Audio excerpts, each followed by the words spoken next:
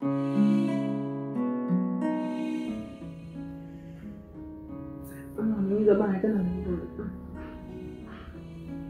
aje? Usiendelee alimjana taratibu ndio. Una mimba kani? Pigo pingi. Sasa sijafuka mdomo mjini hata kuzungusha na sasa nasikia uvivu aje. Hivi kwani nimeshindwa kutiaga maji nyumbani mpaka mwili mkaoshe kwa. Sasa kule kuna mafuta, kuna spray, kuna sabuni nzuri.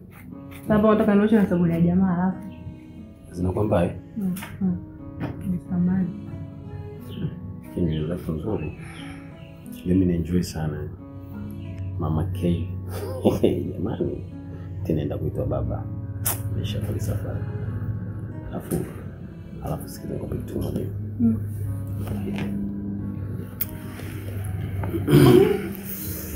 Wow. Kwa baba anajisikia amani. Kutoka huko nje nisipo utaibiwa. Mimi tena wewe. Ukifanya hicho kwangu hapa. Nao. Tumbo langu. Unajua Karina kuangalia. Hiyo. Yesu mtoto kwa mtu mzuri sana. Alafu muone si mtoto gani? Kiume. Kike. Kiume bwana. Pigi mateko. Anacheza kama sasa kalala. Basi kiume. Anatwanga mateko. Asubuhi akiamka mama na yeye kuamka na kuamsha hapo na tusikii hizo napigwa huko. Ole. Jamani. Tanua mimi mtoto. Jamani. Alafu huyu mtoto ametoka dada. Hadi na komedi nzuri. Kuchagua. Mimi mtoto kitoka Kamubisha. Umeanza majina yako. Kamubisha. Msitaki mwanangu aitwe hivyo bwana.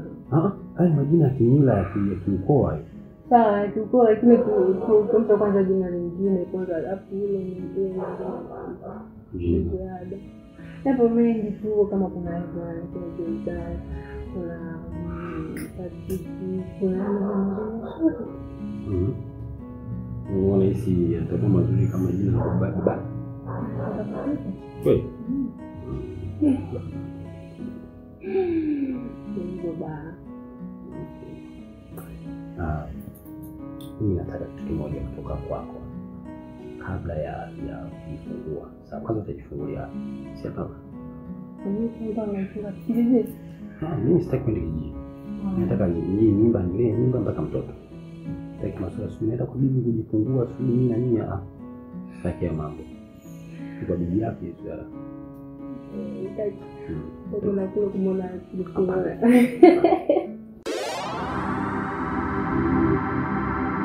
Ndio, karibu sana mrembo. Mtaalamu, mimi na swala moja tu nilikuwa naomba unisaidie. Ndio. Na mtu nampenda.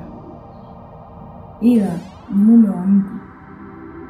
Na mbaya zaidi ni mume wa rafiki yangu.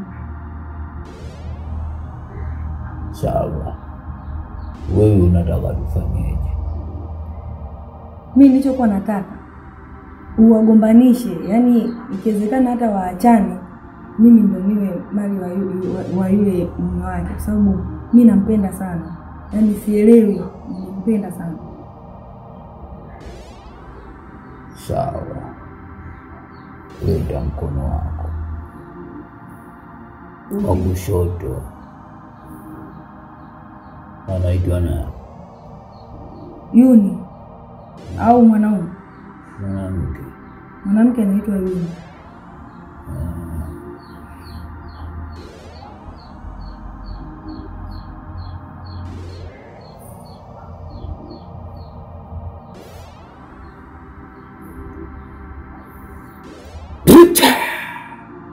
Ndio huyu. Ndio huyo. Alafu ni mjamzito. Ndio, ni kweli mjamzito. Sawa. Kwa hiyo unataka tumtoboe au tumfanye nini? Tumuue au yaani wewe unataka tufanye nini? Mimi chochote nafanya. Usimuue. Ndio. Ila ninachotaka mimi uwagombanishe tu ili mwanaume hata akiwa na stress ili mimi nipate chance ya kuwa naye pale. Sawa, na hii mimba vipi? Tuichomoe au tuiache? Vyovyote mtaalamu, mimi nakuachia wewe kazi. Vyovyote unavyoweza wewe. Unajua wakiwa wana mtoto na kwa ngumu kuachana.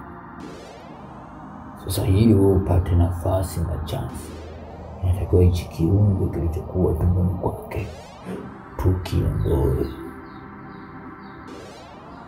Alafu kazi yetu itaanzia hapo. Basi sawa. Sawa, mtoe. Sawa. Nakupa kazi. Ndio. Na imani utaiweza. Nahitaji uniletee nguo yake ya ndani. Alafu kazi tutaimaliza. Asa nitaipataje nguo yake ndani? Wewe yule ni rafiki yako. Kwa hiyo utajua mwenyewe unaipataje. Amna sharti lingine tofauti na hilo? Hilo ndio sharti. Au kama vipi tumuoe tu hapa? Hapana. Sawa, nitajitahidi. Sawa, unaweza ukaenda. Mimi ndio mganga Tobo, huwa sipendi masiara.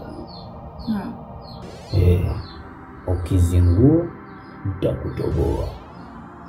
Nitajitahidi. Unaweza ukaenda. Nguku ya baba yule kwa bibi mdogo. Kwa bibi mdogo spamage. Mama Kei huyo. Niambie shoga yangu. Acha tu nimechoka tayari. Pole, niambie. Sasa niko nawaza ule usije atakuja, sijui ndo atanichomesha mahindi, yani. Kwani nisije na watu wengi shoga yako? Yaani niko tunaona ni vibaya. Sisi tukushika kitu. Nikasema ngoja nimpigie simu moja anisaidie kufua, yani nimechoka. Labda nisikia hapa na mbele. Pole jamani, kufua tu ni jambo la kawaida. Chapu, sio ndio nikuga. Nakuja haraka mambo. Kitu kuchosha sana nini leo? Mimi naelewa, basi nimeamka nimechoka. Yaani nilipokaa hivi toka nimeamka tu hivi. Jamani, huyu naye si atulie, hebu mwache mamako naye jamani. Yaani acha heka. Yaani nikasema ngoja nimuite sasa huyu aje asije kufua. Mara leo nina nguo. Sasa za shemeji yako. Yaani usingekuja leo sikishangevaa nini? Usijali, hilo limeisha. Nguo zenyewe ziko wapi kwanza? Maana hapa nina safari na mambo yangu kibao. Kuja ngakutolea maana sasa hivi na hata kushika zongo zake. Hiyo harufu yake tutakata kusikia. Ngoja nitakuchukulia zilipo, mimi nitakuchukulia, nitakufulia, nitamaliza niondoke. Zipo chumbani sasa pinga kuchukulia afu ngule. Haya poa. Pole. Yani ukubwa huo. Ukisikia kukua ndo huko, sio huko uone magorofa. Na vinginevyo ndo hivyo.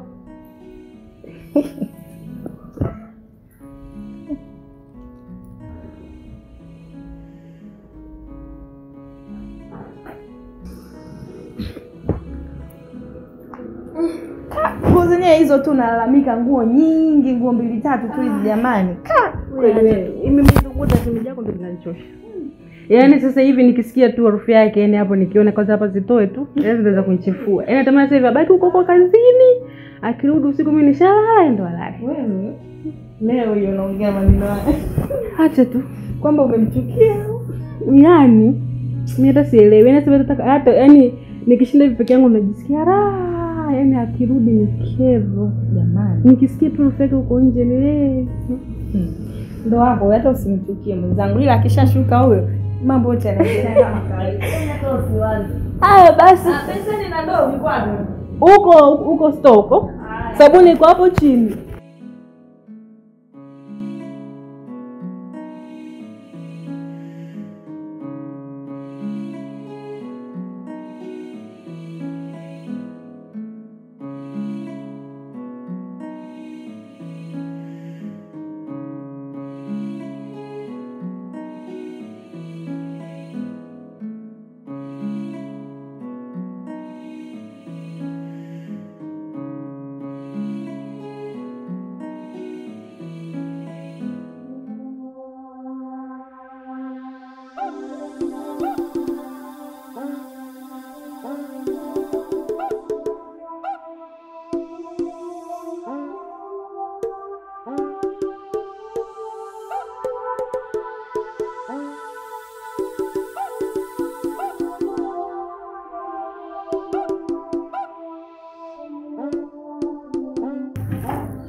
Mtaalamu, kazi ulioniagiza hii hapa.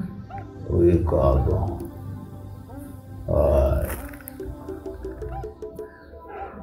Anaonekana na vikalio vidogo. Ana vindimu. Ana kishapo fulani. Sawa. Sasa.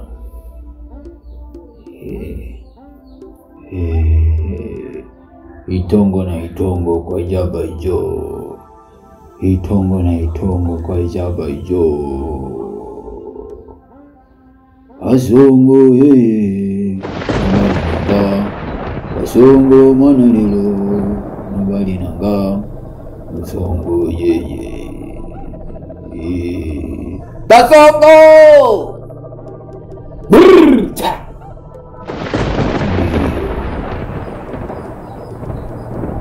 Sawa.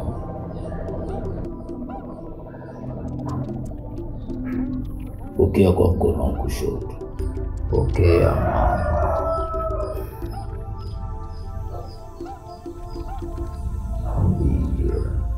Nisikilize kwa makini. Sawa. Hiyo chupi unataka uiweke kwenye maji masafi. Idumbukize mule. Ichukue, rudishe. Sawa. Umeelewa? Alafu akishaivaa kazi yetu itakuwa imeishia hapo. Sawa, nikuelewa. Ndio. Sawa. Sawa, unaweza ukaenda. Hii nguku ya baba ilikuja kwa bibi mdogo. Kwa bibi mdogo Swamagiri.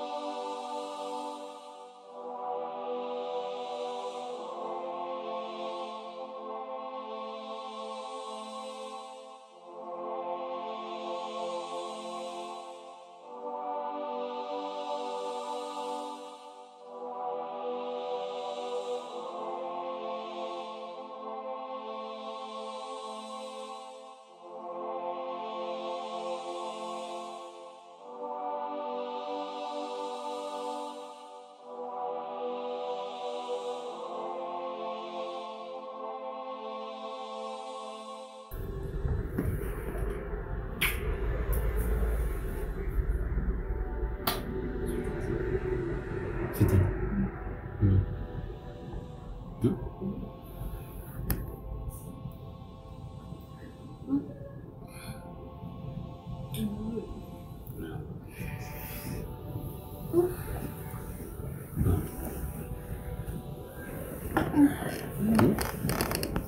Unachoka. Unachoka. Nimechoka. Okay. Pole sana. Asante, karibu. Asante, nisio.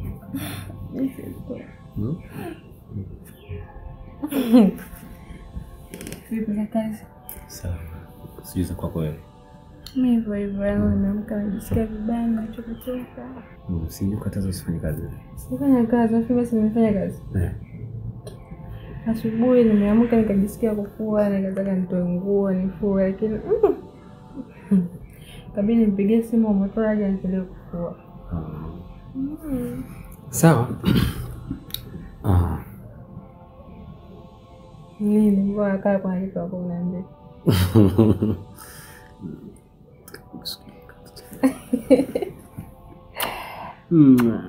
Wacha kalala sasa hivi. Hivi sikiza nimeingia huko nje sasa hivi. Nimesahau kutoa nguo. Mary. Njoo mama. Mwita zaidi. Sijaweza chochote leo. Naomba ukasaidie kutoa zile nguo pale kwenye kamba, unikunjie funike pale chumbani kwangu. Sawa. Mimi. Abe. Mkarinda. Nafika ugali. Ugali? Naomba pika ugali usiku na hamna samaki. Naomba pika ugali samaki. Hivi na maziwa umekumbuka kuchukua maziwa kwa maji? Hapana bado. Ndio nataka niende. Wewe sasa hivi saa 3? Hajafunga. Mfanya haraka uchukue maziwa bwana. Sawa? Sawa. Unakwisha maziwa. Maziwa ni muhimu. Ndio maziwa sawa?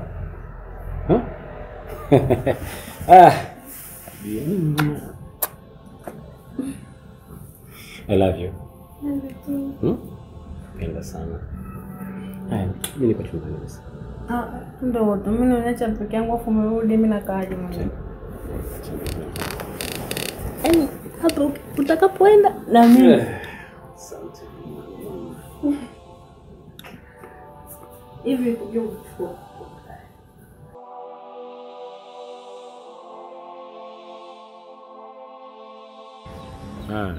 Hebu angalia hapa. Mimi nadhani hapa iko sawa. Iko sawa. Kwa sababu gani unajua? Hawa kama unaona Pavana shop, huyu Moses one shop, huyu Pili shop, kama tutaingia nao bia vizuri. Kama tutakuwa nao sambamba. Ama bwana wana watu wengi sana. Wana watu wengi sana. Ni katika matajiri vijana ambao kuwafuata na kutengeneza vitu vikubwa ndani ya ubongo wetu. Ni hao washikaji. Sawa. Mimi nakusikiliza wewe. Kwa hiyo hawa bwana unaona kama huyu ameweka hapa almost mtaji wake ni kama milioni 35. Ambayo 35 hii ukicombine mara mbili unaipata kama 70 hivi. Yeah. Mambo yamesabwa. 70. Kwa hiyo mimi naona twende na hao kwanza. Mimi naona hiyo haina shida. Hiyo imekaa sawa kabisa. Yaani mwaka huu tuache upite. Ila mwakani sisi ndio matajiri wa mwakani.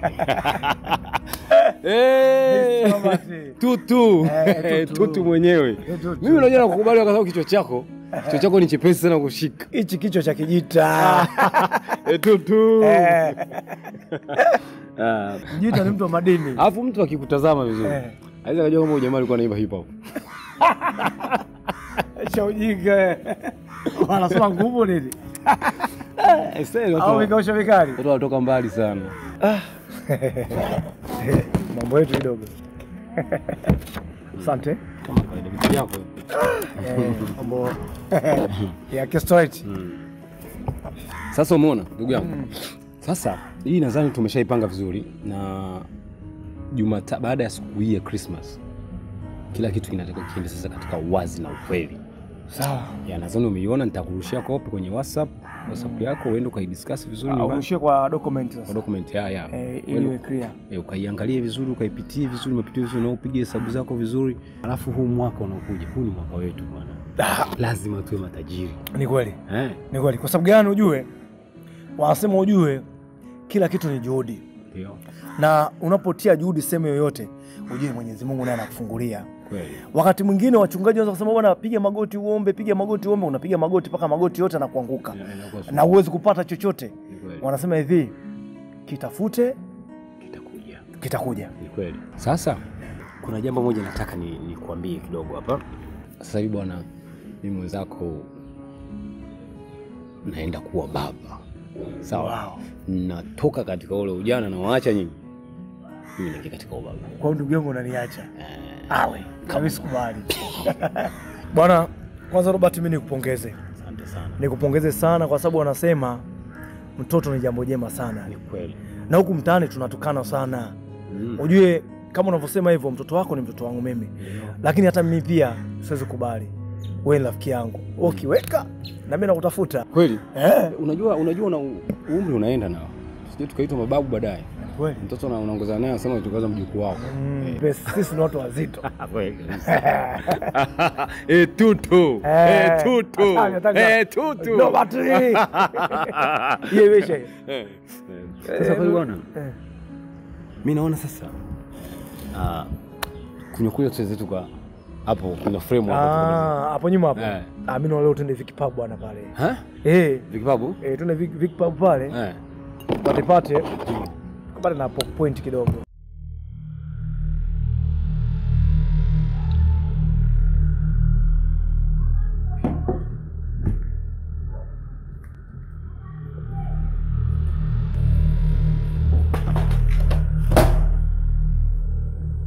Kwa hiyo wewe, kuna mimi nimelala kule chumbani, nimepumzika, wala unafanya kwatu, si ndio? Umetoka kule chumbani, umeacha simu yako, inipigie makelele. Wala haki zako anapiga, afu nataka mimi sijui nifanye mimi, yaani mimi nikunyamazie tu. Shida nini? Shida nini? Hivi unajua shida wewe? Yaani wewe siku umekuwa kero mundani, yaani wewe ukiwepo huko ndani mimi natamani nikutapike. Hivi nimekuchoka. Naomba kama kuna kosa nilikosea unisamehe. Nisamehe.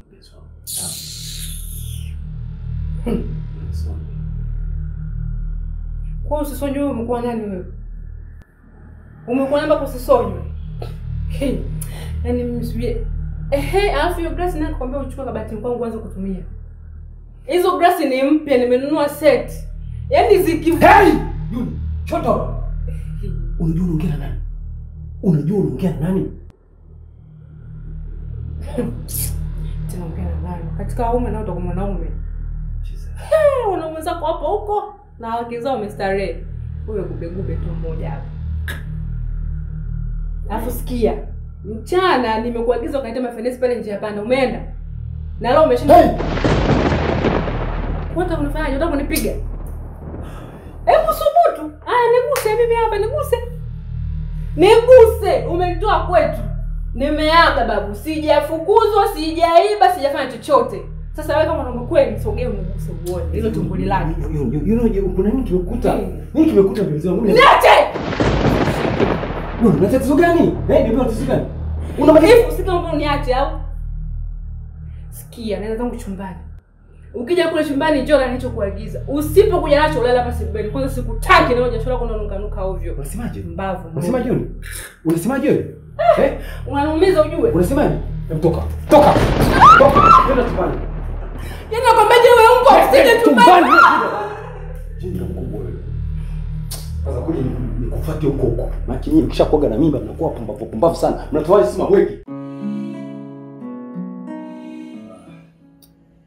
Unajua mambo yanazidi kuwa magumu sana. Yaani siku zinakwenda. Na hisi kwa upande wangu na shetani anaingia huu upande. Anyway, tuachane na hayo. Shaka, wewe ni rafiki yangu mrefu sana. Ndio ndugu. Na waga sijawahi kushirikisha mambo yangu personal ambayo yanahusu mimi na familia yangu. Lakini inafika sehemu, kwa sababu sisi wanaume tofauti na wanawake, hatuna sehemu ya kusemea. Na nimejaribu kupita kwa wazee wengi, nasikia huko wanasema yani unapojaza vitu vingi kwenye moyo vinajenga sumu. Sawa. Sasa ile sumu inaweza kukuathiri wewe mwenyewe. Ndio. Na mimi sina mtu ambaye ninamwamini zaidi kuongea mambo yangu ni wewe. Ndio. Mimi naomba nikuulize swali moja tu dogo tu. Unawafahamu vizuri wanawake? Sawa. Kwa ndugu wako, lakini nimekukuta kidogo tayari. Wewe ndio umefuata bwana, si tayari. Au unawafahamu wanawake? Sina kumbukumbu na sina uhakika kama ulishawahi kuishi na mwanamke mjamzito. Hivi wanapokuwa na mimba waga akili zinaruka kidogo au kuna kitu gani kinatokea pale? Sasa ndugu yangu hicho kweli ndio cha kuumiza kichwa ndugu yangu. Wewe naye bwana, hebu acha utoto bwana. Ndio maana mimi nimekwambia wewe ni mtu mzima, lakini mimi nilitangulia kabla yako. Ni kweli? Na mimi nishabahatika kuishi na mwanamke wangu mmoja hivi. Alikuwa anakaa Vingunguti, anaitwa Chimami. Chimami huyu na Sepedo? Asubana watu bwana. Kuna mwanamke tu mmoja alinitekaga huko Vingunguti. Tofauti na sasa hivi. Jua sasa hivi bado hajapata ujauzito. Ila kwa uzoefu wangu mimi kaka, wanawake kwa wajawazito waga na changamoto kubwa sana. Sio kidogo, kubwa. Kwa sababu kuna muda anaenda kataka vitu ambavyo wewe vinakukera, au anaweza kafanya vitu ambavyo unavishangaa. Shanaelewa? Kwa sababu hata mimi Chimami kuachana naye ilikuwa chanzo ni hicho. Sema bahati mbaya Mungu akupanga, mtoto alikuwa ameharibika. Ila vitu ambavyo alikuwa ananifanyia wakati ana mimba kaka, nilikuwa nahisi anafanya makusudi ama vipi? Wewe unifikii mimi. Unaona hii nyumba? Hii nyumba ilikuwa kama kengele ya kanisani. Au ile speaker lile wanalita nini, kipaza sauti la msikitini. Hii nyumba imekuwaje mlipoombea kwanza naye? Unajua bwana? Sisi tunaishi kwa utulivu. Ndio maana unaona hata hapo unapoona sema utulivu. Mimi nimelelewa katika mazingira niliacha kuishi Uswahilini, hata kama kuna kutafuta nyumba kupanga. Sikupenda kuishi Vingunguti. Sikupenda kuishi Mazese. Sikupenda kuishi huko ambako kuna mamidundiko, maredio mengi. Ndio. Lakini hapa hivyo vitu vyote ninavyokuambia, makelele ya maredio na masauti, vipaza sauti vipo kwa huyo mwanamke. Mwanamke amekuwa kama vile yani ni mtangaza nini, sumu panya kilo. Yaani kila nikikanyaga tu hapa nyumba naiona chungu. Hamna kawaida. Anabadilika ghafla sana. Hamna kawaida. Yaani mwanamke anapokuwa na ujauzito bro, kwanza hivyo vitu inabidi mwenyewe ujiweke tayari kwamba mwanamke anapokuwa na ujauzito huenda akaenda sawa na wewe ama siende sawa na wewe. Shaka nisikize kwa makini. Yaani ule mtoto ndo anafanya mwanamke atamke maneno ya ufala. Sasa mimi niko busy mmoja. Na yule Chimami alikuwa anashinda ofisini kuanzia asubuhi mpaka usiku. Nagombana naye, nafanya naye, naharibia wateja, lakini kaka ni ujauzito. Kwa hiyo usichukulie changamoto kubwa sana wala nini. Ni wanawake tu, akishazaa utamuona atabadilika. Hata usichukulie changamoto kubwa bwana naye. Miezi ile baki ngapi? 4. Ila kaka mimi sio mkaaji, ila mimi ninachokushauri zaidi pia mwanamke anapokuwa na ujauzito hata kama ana changamoto zake, jitahidi kuwa naye karibu. Kwa sababu mwanamke usipokuwa naye karibu akawa na mawazo anataka kufanya kitu chochote kibaya. Na mimi tunachofia. Na kile ni kiumbe. Kwa hiyo jitahidi hata kama changamoto uzivumilie kuwa naye karibu. Ili umweke sawa blaza. Basi sawa. Sasa sikia wewe ndio tabuku mwanangu. Mwenye nataka unaishi utangacheke hata sielewi hapo unavyoona. Wewe unaongea hapo kwa aibu tu lakini usielewi. Basi wewe na unasubiri kama. Poa. Mimi bwana ndaondoka peke yangu. Kwa hiyo wewe utabaki huko. Kama nilivyokuambia kule mjini kule kuna kaka yangu anaitwa Robati. Kwa naenda kwa ajili yake huko mjini huko. Kwa hiyo kule mjini kaka yangu nimeambiwa ameoa. Cha pili amejenga. Na maana kaka yangu mimi ana maisha kaka yangu mimi ana maisha mazuri. Kweli hapo mnisaidia. Sasa nisikilize kwa makini. Mimi kesho naondoka. Nimekuja hapa kwa ajili ya kufanyaje? Kwa ajili ya kukuaga. Sawa? Wewe utabaki hapo utakuwa unalima nini kila kitu fresh, sawa? Kwa hiyo unaniacha mimi na stress zangu hapa. Mimi maisha huko nimeshachoka. Niona kama hili shamba natakiwa nilime lote. Kila siku kulima tu, kulima na mimi kulima. Mwenyewe nimechoka. Kavipi tutasepa wote. Afu sisi kaongea kwa sauti usije kanisikia. Mbona tutoroke wote. Wewe mpumbavu. Wewe umeaga. Ni mwage nani? Yaani mimi natoroka, yaani si mwage baba. Hakuna cha kuongea kwa sauti wala cha taratibu. Wewe unataka kunipangia? Wewe unataka kutoroka? Nataka. Anataka kutoroka. Nakutangazia mimi. Wewe unataka kutoroka na mimi utaki. Kumbe akili hauna wewe. Ndio maana nimekuambia. Mimi kesho naondoka. Sasa kuniambia bali mimi sina akili, ndatoroka. Una nauli? Nauli nitaiba, hata kule ndani nitaiba. Tutaenda hivyo hivyo. Sasa sikiliza. Siwe kama una akili, kichwa chako kibovu hiki. Wewe bwege ni? Wewe unataka uibe ili wewe. Sikiliza. Nataka nikupe kitu. Sawa. Nisikilize kwa makini. Nataka nikupe kitu moja. Fanya hivi.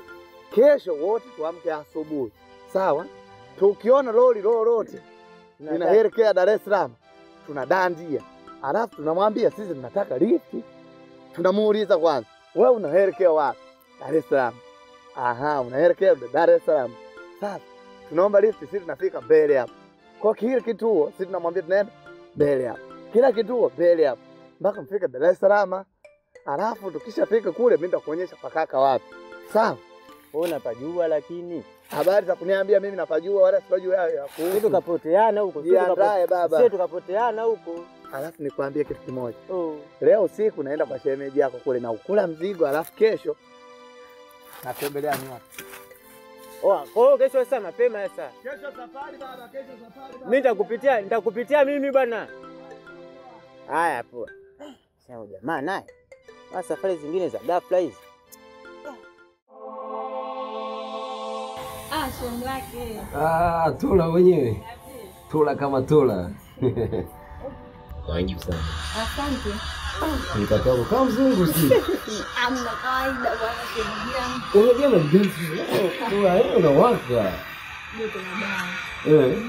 Hali ya hewa. Sawa sawa, okay. Niko TikTok hapa. Unajua vituko vya TikTok. Na kuna vichekesho huko. Tunafurahi. Unacheke mpaka. Angalia sasa huyu. Yes. Anafunza. Unajua hivi natufanya tunakuwa yes. Angalia kama yaani maana yake analiwa huyu. Acha shemu. Sawa. Kabila watu.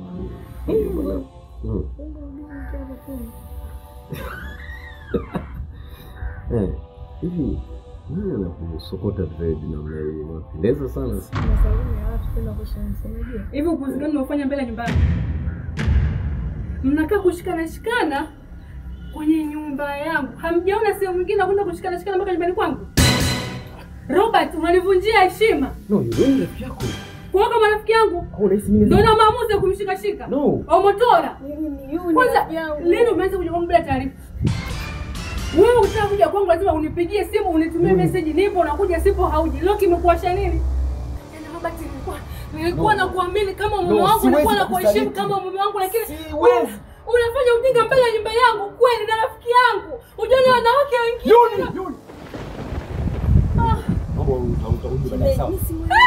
Yaani unaongea atakuja baadaye. Kwa hiyo naomba mimi niende saluni ili nyinyi muendelee kufanya mambo yenu, atakuja baadaye. Subirini hapo na nguo. Omotola ninaomba uende. Omotola ninaomba uende. Naomba Omotola naomba uende. Ananichanganya mimi simuelewi sasa hivi. Hamna aibu mimi baba. Basi atakuja baadaye sasa ngoja niweke baadaye. Niache nikafuta ubaya wangu.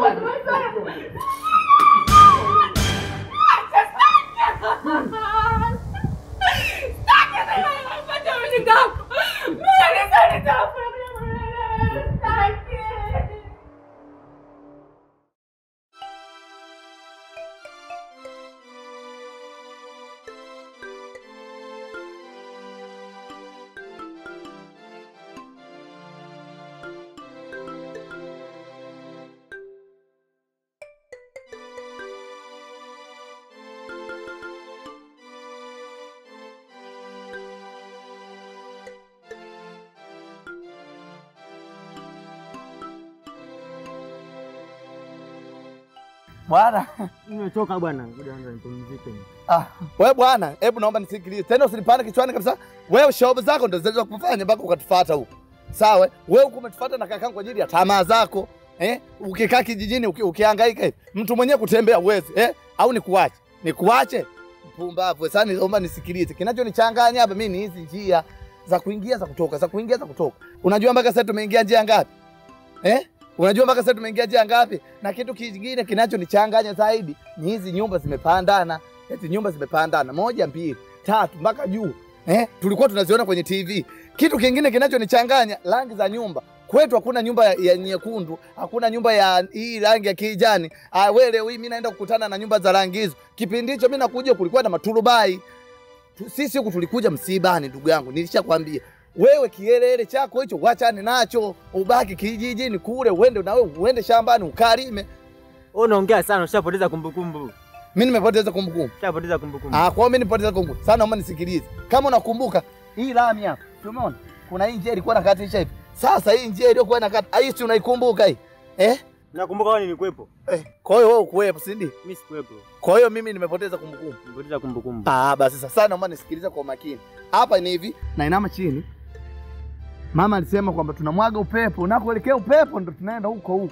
Acha upumbavu, huu mchanga sio upepo. Sasa sikiliza. Hapa namwaga mchanga huu. Umeona? Na umwage. Baba, huku tunakoenda. Let's go.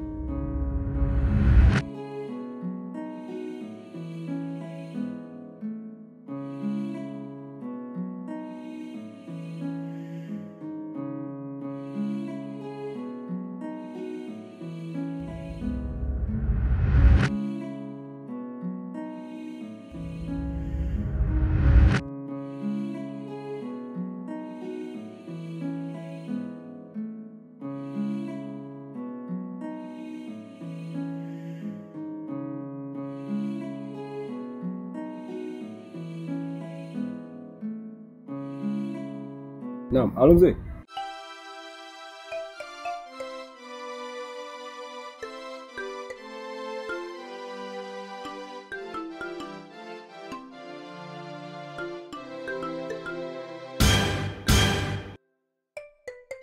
Vipi? Samani. Bila samani. Naulizia kwa ndugu yetu mmoja anaitwa Robert. Nani? Sasa bwana, wewe mbona unaanza kuchanganya ndugu yako ndugu yangu mimi? Ndugu yako kasi sio mbea huko. Basi ndugu yako, basi mwelekeze sasa. Wewe sikiliza bwana, wewe usitake kubishana hapa, sikiliza. Si bwana, tunamtafuta bwana mmoja anaitwa Robert. Ni kakangu na mimi. Sio bwana huyu. Huyu bwana sio ndugu yake. Huyo Robert wa wapi? Dar es Salaam, hapa ni wapi? Dar es Salaam ni kubwa hii. Dar es Salaam ni kubwa, hapa ni wapi? Kuna Chanika, kuna Mvuti, kuna kwa Mparange, kuna kwa Mtogole, kuna sijui Dar es Salaam hiyo ipi? Aha. Sasa naona mzee wewe ushaanza kuchanganyikio. Hebu sasa endelea kulala. Adogo. Nakula kwenu mjini. Samani bwana. Huyu ndugu yangu kidogo jishi limeyumba kidogo. Kaza la nati. Tusamee bure. Na huko unapoelekea huko. Mtaisaka wewe mpaka miguu tenga tumboni. Maana huyu mtafuta Robert hata mumjue Robert ni ndugu yake, kaka yake, Robert ni kaka yake yeye. Na kama limecheza rodishi hilo, litingishe vizuri. Mimi nakwambiaje? Mzee sasa nikwambia kitu kimoja. Sasa bwana, siongei moja wala mbili. Kwa Robert kwa bahati zote napajua. Nenda. Bwana Robert. Naam. Bwana, yote ambayo umeongea mimi nimeelewa na nimeyasikiliza kwa makini sana. Lakini hali kama hizi mimi nafikiri zinatokana na hali yake vile ambayo anayo kwa sasa. Au hii sintofahamu yenu imeanzia wakati gani? Ni hivi karibuni tu. Kipindi cha nyuma tulikuwa hivyo. Kipindi cha tukoishi kwa amani na utulivu. Almost kama ina miezi miwili mitatu. Sawa.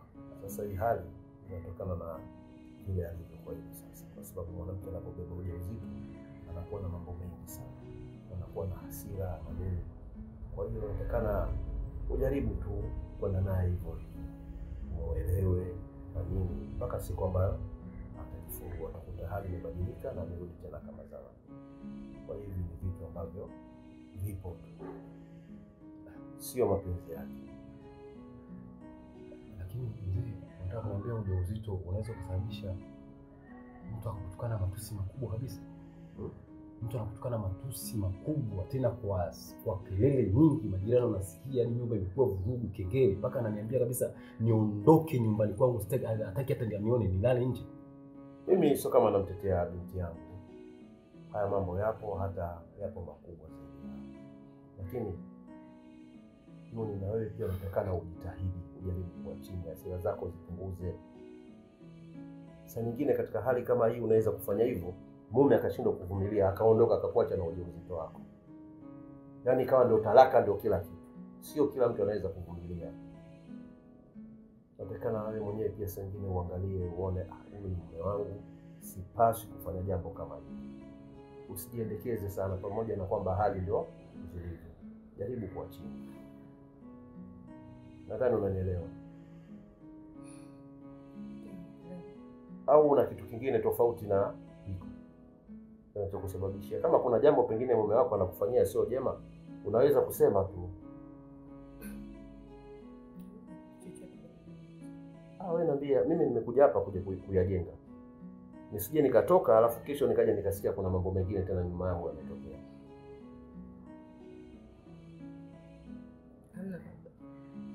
Hamna kitu chochote. Sawa. Nimesema mimi nampenda sana mke wangu. Kama kuna sehemu nilikuwaza nilikosea, naomba nimwita mzee kwa ajili ya kujenga familia. Sio kujenga. Bado nahitaji mtu wako, nahitaji sana kuwa na wewe, nahitaji mama bora wa watoto wangu.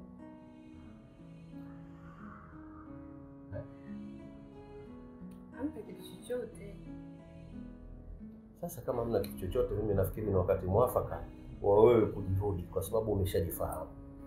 Unajua mwanzo ulikuwa haujijui na unafanya vitu vya ajabu ajabu. Lakini leo hii nimekukalisha hapa chini, nafikiri kila kitu umekielewa. Na inakuwa sio vizuri kama hivyo anavyosema huyu bwana. Sengine unatukana mpaka majirani kwa nasikia. Sio vitu vizuri, sio mila zetu. Kama ingekuwa mama yako amenifanyia mimi hayo, nadhani wewe sahihi pia ungekuwa tunazungumzia mambo mengine. Lakini angalia miaka yote mimi niko na mama yako, umezaliwa wewe na wale ndugu zako wengine, na maisha yanakwenda vizuri tu.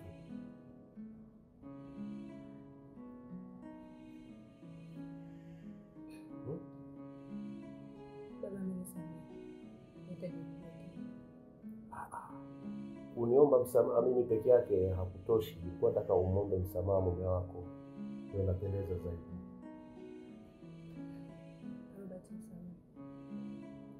Mimi nimeshakusamehe. Labda nimuulize mzee. Mimi nilikuwa nimefikiria labda akapumzike kidogo. Ni kwa siku za matarajio. Labda nyumbani kaa nyumbani. Mimi kwangu hilo halina shida kabisa. Hata nilikuwa nimepanga pia niliongelee. Kama mtaona kidogo kuna dhiki kukaa pamoja katika hali kama hii, nyumbani kwangu mnakaribishwa. Na mkiona pia kama kwangu kwa upande wako unaona ni kuzito, unataka kumpeleka kwa wazazi wako, pia ni jambo zuri, ni makubaliano yenu tu. Mimi nitakapoondoka mtakaa chini, mtashauriana, muone mtaishi vipi. Kama ataweza huyu aje rudi nyumbani, mama yake yupo. Sawa mzee. Nakushukuru sana mzee. Mimi nakushukuru sana kwa ushauri, kwa kunipa mwongozo mpya na kunifumbua vitu vingine ambavyo nilikuwa sijui. Sawa sawa. Mimi nakuahidi kitu moja. Au unasema nini? Hakutakuwa na tatizo lingine. Sawa sawa. Asante sana.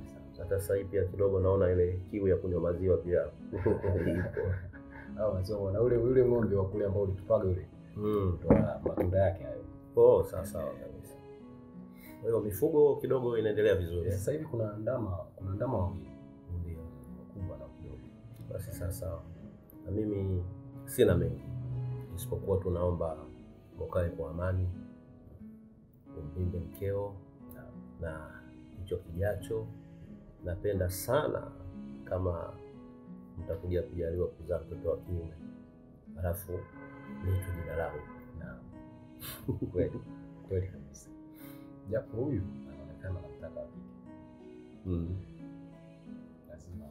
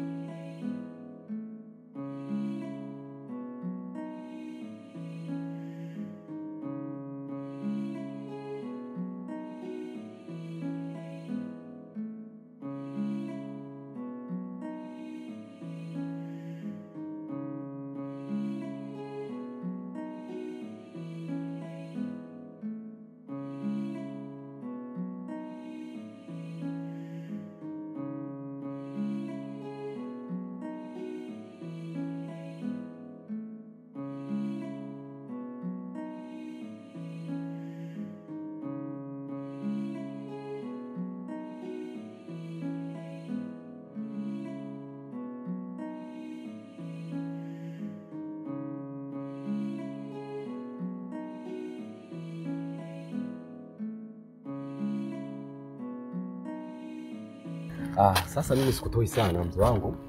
Nashukuru sana. Ila hapa kidogo kuna chochote ambacho kwa sikukuu hii baba unanijulia sana wewe. Ila sasa umpe na mama bwana. Lazima hiyo. Hiyo lazima. Sawa. Naam. Hapana. Ufuko huu hapa bwana. Unaweza ingia kwenye gari mara ukishtuka bwana. Nishaenda. Bwana baki salama. Asante sana. Tunashukuru. Amen. Amen. Na mimi salamu zako nitazifikisha kwa mama. Kila kitu kitakuwa sawa. Na mimi nahisi mambo yashamalizika. Haya, asante. Asante sana. Haya mzee wangu. Haya mzee wangu sana, usalimie. Hapo tu utachukua bajaji au bodaboda. Sawa. Sawa. Asante sana mzee wangu. Haya, asante.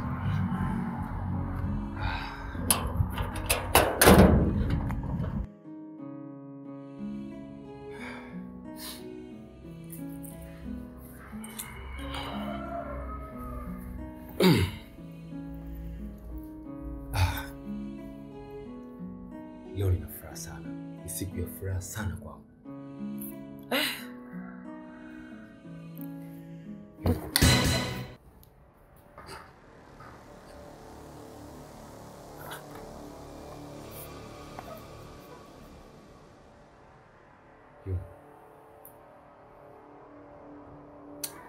Wewe shetani nyamaza. Usimwondoshe kitu chochote. Yaani hamna siku ile nitibua kama leo. Robert umenitibua. Hivi una nini? Nini maana kuna kumta mzazi wangu hapa nyumbani? Yuni, naomba unisikize. Ulishindwa kukaa na mimi ukaniomba msamaha kama kuna makosa tumalizane huko ndani tuendelee ukaenda kumta mzee wangu. Inamhusu nini mambo ya familia yetu? Hivi Yuni. Au umemwoa yeye? Naomba unisikize basi. Umemwoa yeye umenioa mimi? Hivi unajua ni kiasi gani nakupenda wewe? Unajua uthamani ya upendo wangu kwako Yuni? Unajua ni kiasi gani? Hebu kelele kenge wewe. Yaani Robert sasa hivi umekuwa kichefuchefu wewe. Na kuchukia. Uko na fahari kwenda kumwambia mzee wangu mambo yangu, si ndio? Alafu kaje mambo fai eti aende nyumbani akakae. Kakae wewe kama unaona kule kuzuri. Unatiatia huruma nini mnafiki mmoja wewe?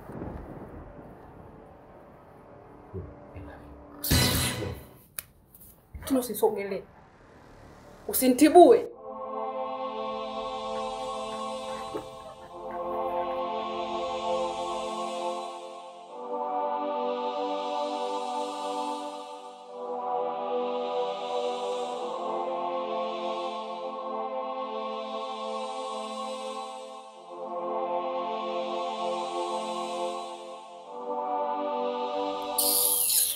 Sura lile kakabanika. Kaniuzi mimi ule kaniuzi. Sasa nafanya nini? Hivi kabisa natoka naenda kumwambia baba wote. Nyumbani kwangu na matatizo ndio umekisha 1 2 3. Unafuata.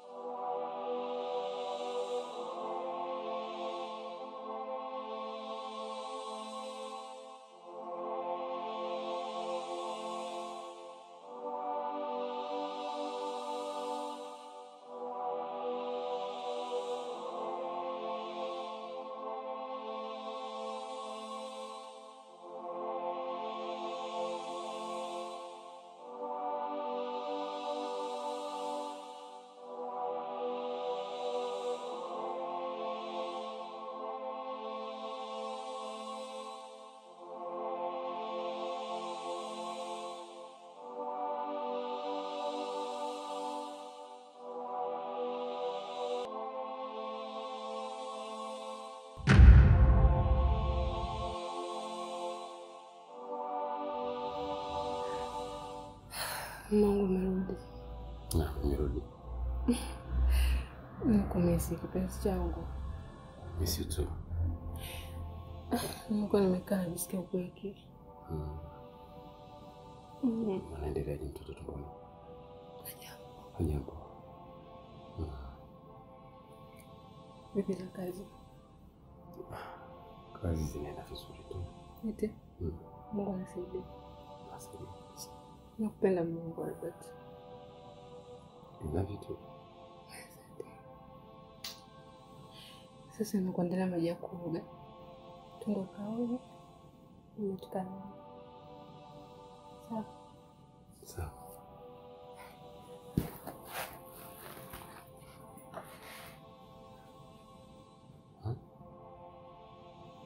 Mbona hivi leo? Somtego.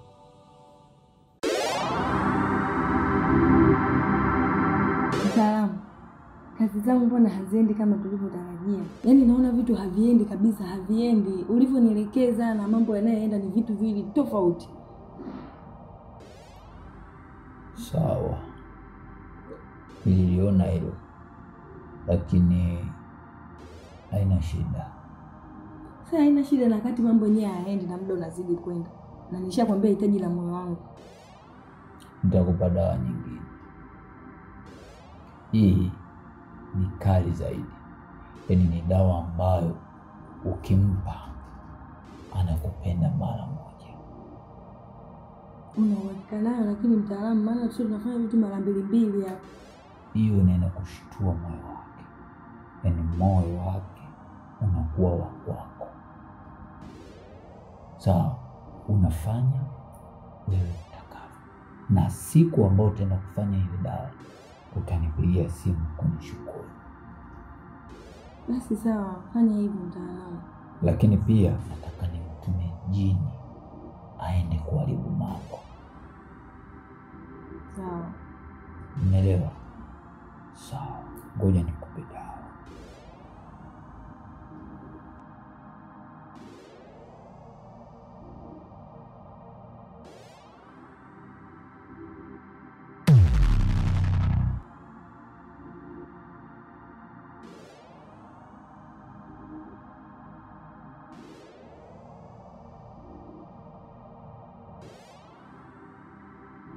Mbona hii dawa? Nimeiona. Hii dawa unatakiwa ujitahidi uweke kwenye kinywaji chake. Akishainywa tu atakupenda milele.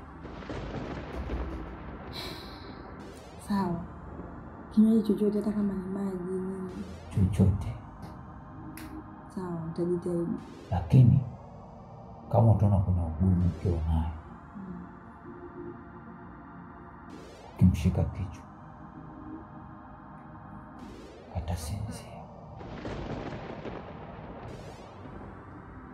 Chukua dawa kwa mkono wa kushoto.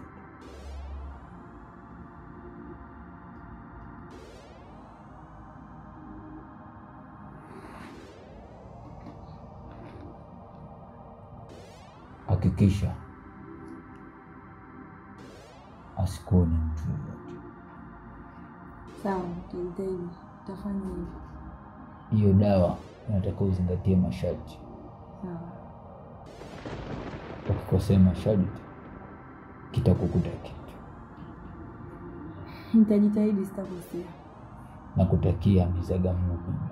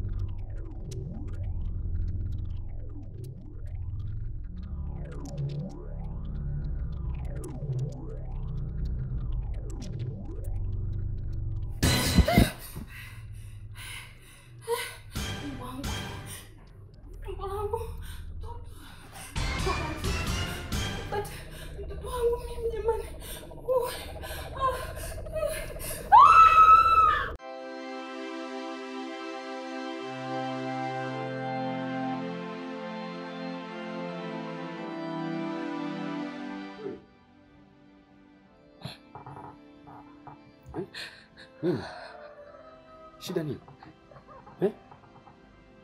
Mbona unalia? Yuna. Nieleze, unalia nini? Unalia nini? Mtoto wangu. Mtoto wako? Mtoto amefanya nini? Hayo. Mwanao hayupo. Jesus. Yuna. Nini ji? My God. Jesus. Yuna, umefanya nini? Yuna, unanichanganya. Nini shida? Niambie nini shida nini? Nini kimetokea? Kitu. Oh my God.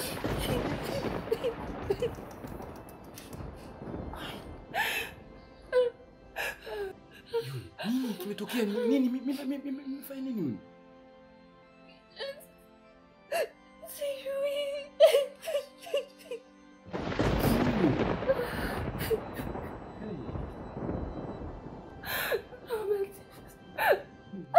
Nitaambia nini familia yangu?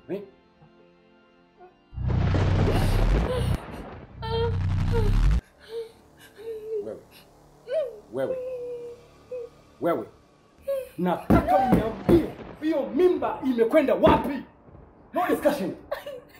Yun, nitakata hicho kichwa. Sina kitu mbango. Yun, niambie moja. Umetoa mimba yangu? Toa kiamungu. Yun, ndio maana unanichukia. Ndio maana kila siku unanitesa, unaniumiza. Kumbe lengo lako kutoa mimba yangu. Lengo lako kutoa mimba. Yun, mimi ndio nakuua. Yun, nakuua leo. Nakuua. Usinichanganye akili yangu kabisa. Katika familia yetu hakuna mwanaume ambaye aliwahi kutoa mimba ya mwanamke. Sawa? Nataka uniambie na kusikiliza. Mimba imekwenda wapi? Yuni, usinichanganye. Yuni, usinichanganye. Na kusikiliza.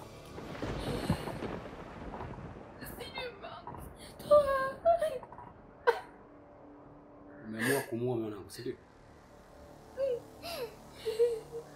Hata wewe pia unakufa. Hey, niambie! Mimi sijafanya kitu kama hicho.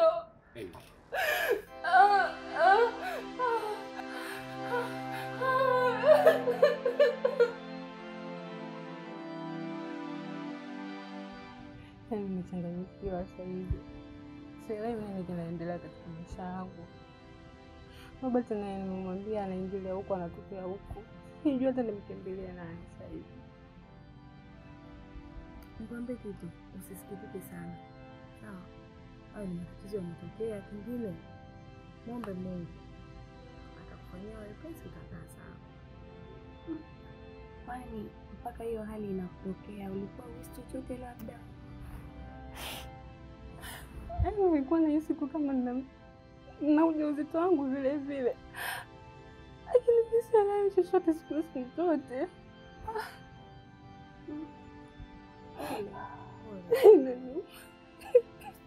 Kibaya sana. Mtoto wangu mimi najaribu kukuelewa. Yoni, yaani nakuelewa sana rafiki yangu. Lakini ndio hivyo mipango ya Mungu utafanyaje? Mjuto, mimi naumia nini? Nimeweka miezi yote hiyo. Kwa nini basi singekuja kama ni mchezo? Kwa nini basi singetokea toka mimi nilipokuwa ndogo? Kwa nini ingekuwa ni mimi nijisikia aje rafiki zangu?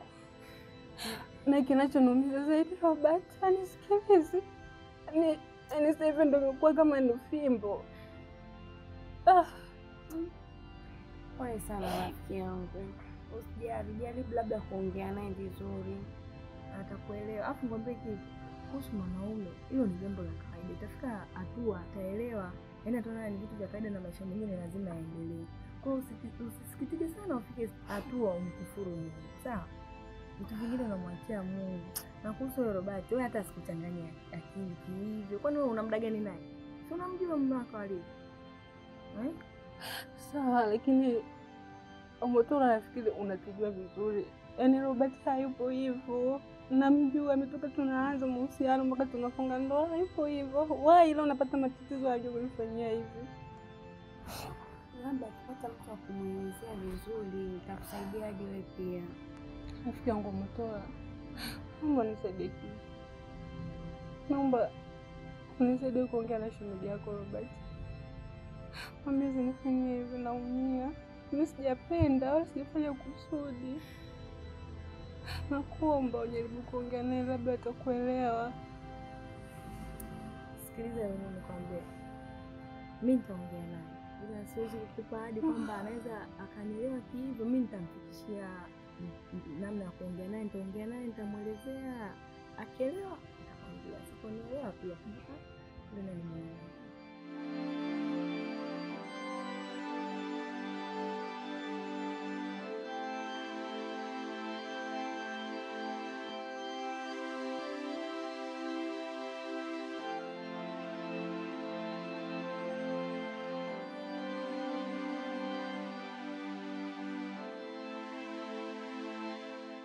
Vipi udugu wangu? Poa, mambo? Safi, kwema. Kwema, maza wewe? Safi, naona unafanya usafi. Mimi nafanya usafi shoga yangu, karibu. Asante, moja jiandaa, uende vikoba leo. Hiyo hamna kwenda vikoba ninayo. Vipi tena? Sina hata mzuka kwenda kwa vikoba shoga yangu kwa kweli. Nitakupa tu hela utaenda nayo. Kwani vipi ile issue bado inaendelea? Mimi sielewi. Lakini kana na wasiwasi. Wasiwasi gani tena? Yaani sijui kama Mtola atafanya kazi yangu vizuri. Kwa nini shoga yangu? Sielewi tu, najikuta yani naona kama mambo hayataenda kama vile nilivyotarajia. Yaani sengine nakaa mpaka najuta yani kwa nini? Yaani sengine nakaa sema yani bwana nisingemwambia yani. Ningekaa nayo mwenyewe tu. Sielewi tu yani najikuta tu iko hivyo. Kwani hajaongea na shemeji? Sijui chochote. Mpaka sasa hivi sijapata majibu yoyote kwa kweli. Shemeji vipi? Unaona kama analea kitu chochote labda? Acha tu. Navumilia mwenyewe huko ndani. Shoga yangu mimi ngoja nikuache. Si unajua kule tukichelewa tunatozwa faini shoga yangu. Najua. Basi wewe nenda alafu mimi nahisi nikimaliza hapa kufanya vile usafi. Maana leo kuna simu. Nitakutumia au la nitatuma kwa mwalimu kule. Basi fanya hivyo, mimi ngoja nitangulie kwenda. Haya mama, karibu. Haya poa, msalimie shemeji. Haya, asante.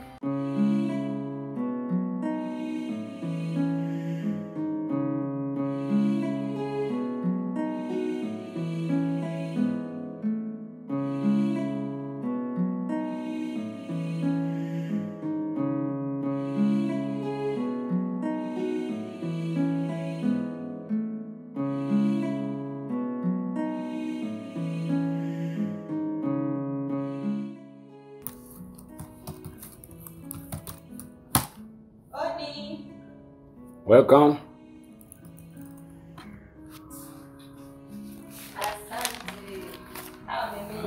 Tola. Mambo. Safi, karibu. Asante. Karibu sana. Asante. Shakaribia. Kama kawaida hapo, Dimples. Kama kawaida. Yaani wewe muda wote uko busy tu kama upo darasani rafiki. Maisha yanataka tuwe hivi. So sisi tunataka maisha yaani maisha yanataka sisi tuwe hivi. Sasa upo darasani tu rafiki yangu. Haya nimtumikie kafiri nipate. Uishi vizuri au sio? Vipi yake shwari? Fresh. Vipi ndugu yako ulimalizana naye? Bado unakumbuka ya siku ile? Yaani ile siku ile Hamad yule mwanamke.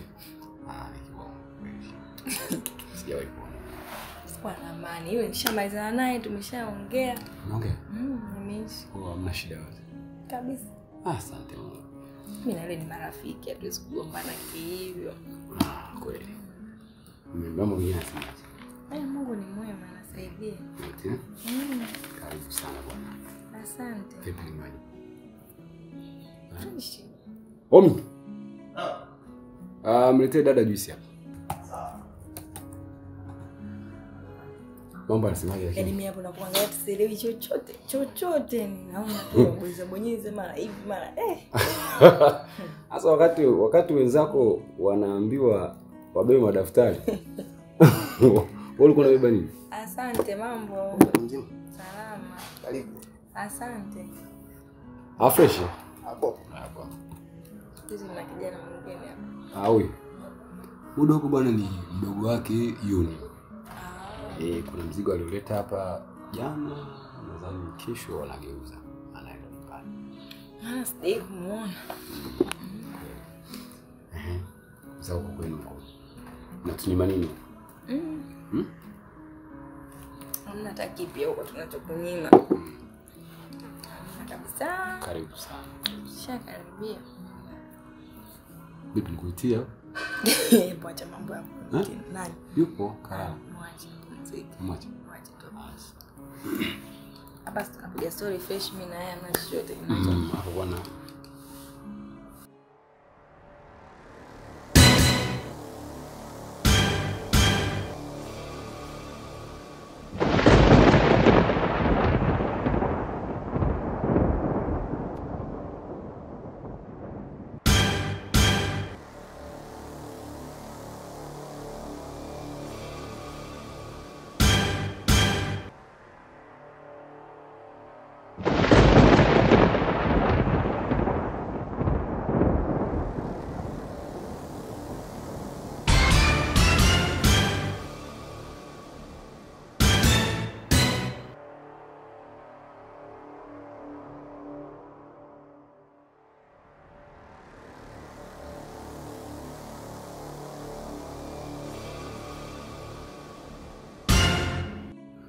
Pole.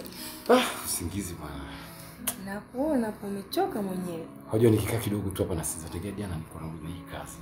Kwa hiyo sasa usiweze nikamata nikikaa kidogo. Au hujapumzika. Pole. Kama hata kitu cha baridi hapo ili akili ikae sawa. Kweli. Hata cheers kidogo shemu.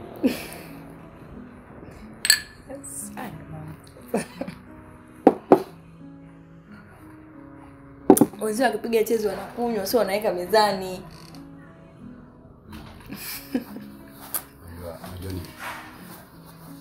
Unajua ni mwanamke mzuri wewe.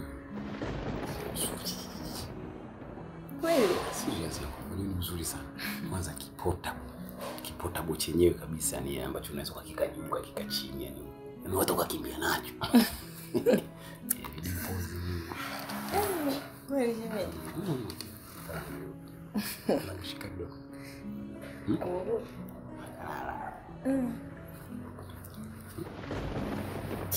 Pole. Ugope atakuja sasa hivi nimekusia. Sawa ndio.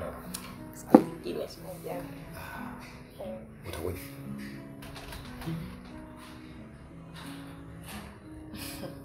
Sio.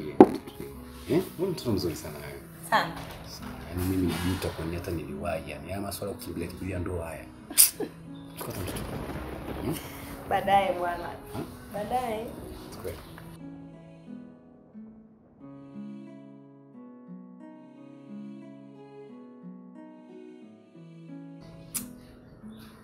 Taniua mtoto mimi jamani. Taniua mimi huyu. Mtoto mzuri sana, kazuri yani kazuri. Yani kanavutia, kako romantics. Ni mpuzi. Akapangia mikakati hapa.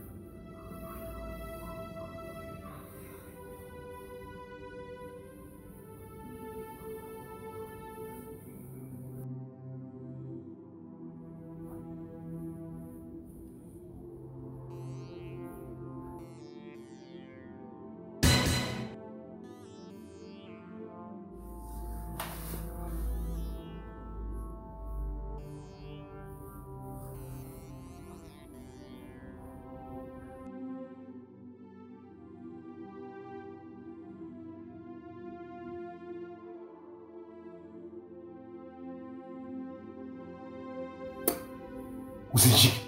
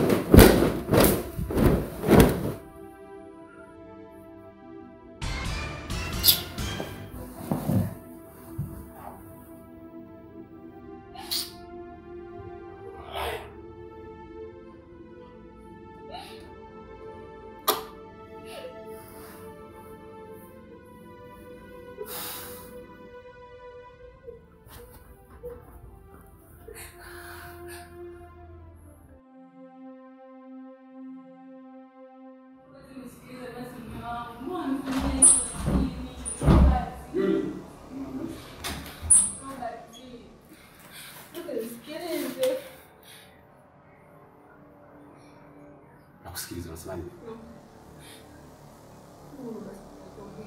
Sina muda wa kuongea na wewe Yuni. Sina muda wa kupoteza kuongea na wewe. Where is Kamugisha pregnant? Where Kamugisha pregnant? Sasa Mungu bwana ananionea. Mimi sijui. Ujui. Wakati mimba ilitungwa ikawa tumboni kwako na sasa hivi imetokaje tumboni kwako? Wewe, hebu usinisumbue kichwa changu. Usinihangaishe, sawa? Shiz. Yuni. Robert. Yuni. Unanifanyia hivyo? Nitakupiga kibao changu wewe, nitakupiga kibao changu asubuhi. Shezi mkubwa wewe. Mimi kuongea na wewe. Arudi Kamugisha ndani ya tumbo lako. Sawa? Usinichanganye akili yangu. Usinichanganye kabisa. Kama unataka kunifurahi rudi. Kamugisha rudi tumboni kwako. Usimpe story nyingine. Sawa?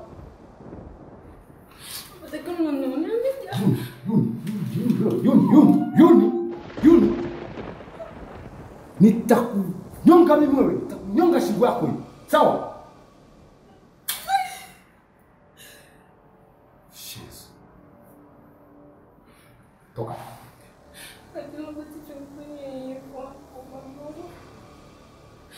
Kwenda chumbani. Toka. Kenge.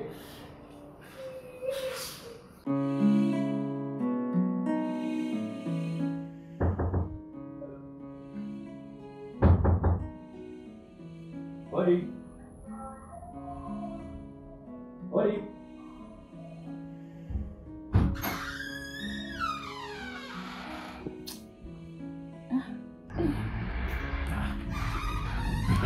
Shemeji. Napiga hodi na hangaika hodi naona sisikii mtu. Nasema vipi hawapo ndani? Sasa shemeji yangu sasa nimesikia. Mungu wangu. Shemeji. Macho yako na sura yako inaonyesha kabisa kwamba unanidanganya. Shemeji huyu ni mimi ndugu yangu. Kama anazingua sehemu wewe niambie.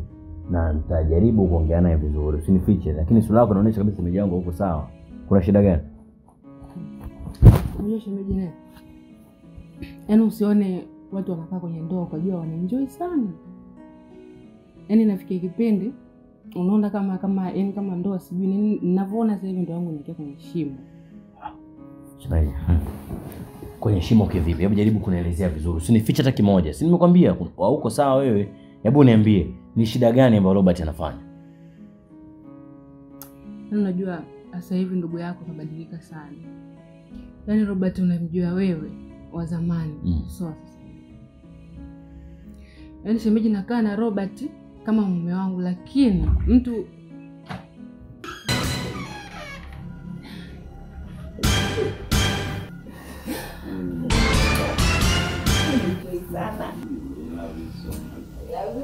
Robert. Kuna wageni? So sorry. Samahani sana rafiki yangu. Samahani sana.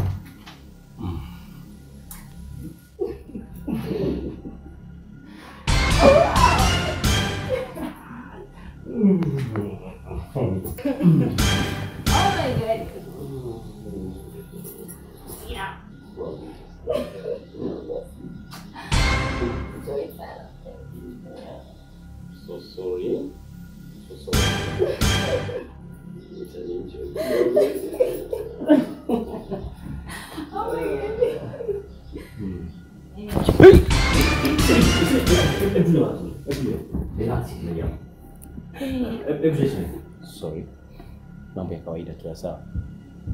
Nini? Relax. Mimi sipendi ya mambo unaleta. Sawa.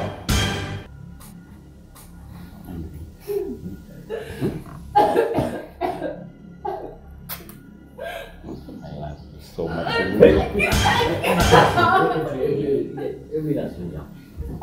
Robert, unakosea ndugu. Unakosea sana, sio kile unakosea sana ndugu yangu. Kwani mambo wewe unafahamu? Ndio mambo haya. Kwani mambo ya kawaida sana hiyo? Ya kawaida mno. Sana. Alafu wewe unanisumbua mimi. Unajua mimi target yangu ilikuwa ni kuja kufanya mapenzi hapa. Na mtoto wangu, na mpenzi wangu, na habibi, mahaba moto moto nilikuwa nataka nifanye. Sasa kwa sababu nilikuta kuna ugeni, hapa nilikuwa tunapasha kiporo moto, niondoke. Tuswapa, sawa?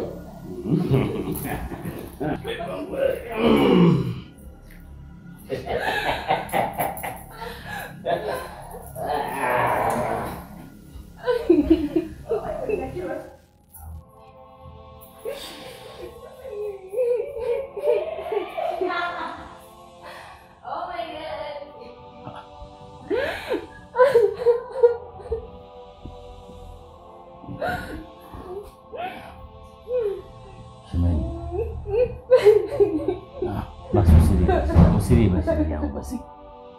Nini na maana huyu Robert ambaye namjua mimi rafiki yangu ama shemeji? Huyu sio Robert bwana shemeji. Shemeji huyu sio na wasiwasi, huyu sio Robert. Yaani ninapomuona kabisa uso wake anapoongea, huyu sio Robert shemeji. Shida nini? Kwani unapiga makelele jamani, nimeshawaambia niko chumbani nini? Kwani unapiga makelele? Kelele zinatoka wapi hizo? Lakini Robert ndugu yangu, huyu mkeo very relax. Relax. Wewe. Naomba usichanganye mambo sawa? Nataka nijue na mpenzi wangu. Niishi vizuri leo. Nitoe madini yangu, ni fresh. So man, ndio kosa unalolifanya tena. Mambo hayo ndio makosa unayofanya kila siku. Relax.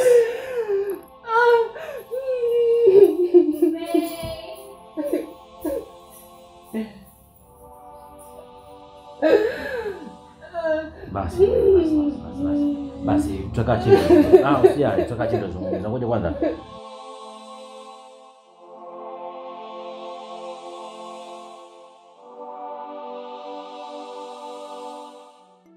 Ndo kaobi. Kaobi kwanza ngoja nishike kidogo. So hivyo unajua pale nilipokuambia kwamba nina kidogo sisi vizuri. Ndio nimeshinda sana kwenye hisia, kichwa kinauma kinyama. Nikufanyie masaji. Sio najua utafanya. Lakini ngoja kwanza nikaoge. Kaoge ndio. Ukaoge uje upumzike vizuri maana unanata joto nini? Unajua? Unajua nini baby? Leo uliniambia kwamba unataka hapa tuondoke. Ya kabisa. Natamani tuame kwa sababu naogopa. Ni kweli hata mimi naliangalia hilo. Ninaona kabisa hiyo niko sahihi. Sawa. Kila nikimwangalia anapopiga hicho kichwa. Nisema kuna tatizo hapo kitatokea. Unaweza kurudi siku moja kazini ukakuta nimechimbia huko ndani, utafanyaje? Ni kweli. Sasa unajua nini? Nani bwana? Sio kama mimi sina hofu. Nina hofu. Usibaki mpaka nife. Tuondoka. Sawa. Usijali, tuondoka. Ndio ufanye mapema hivyo ndio. Hey. Robert. Huyo hawezi kuangalia mimi mwarushi.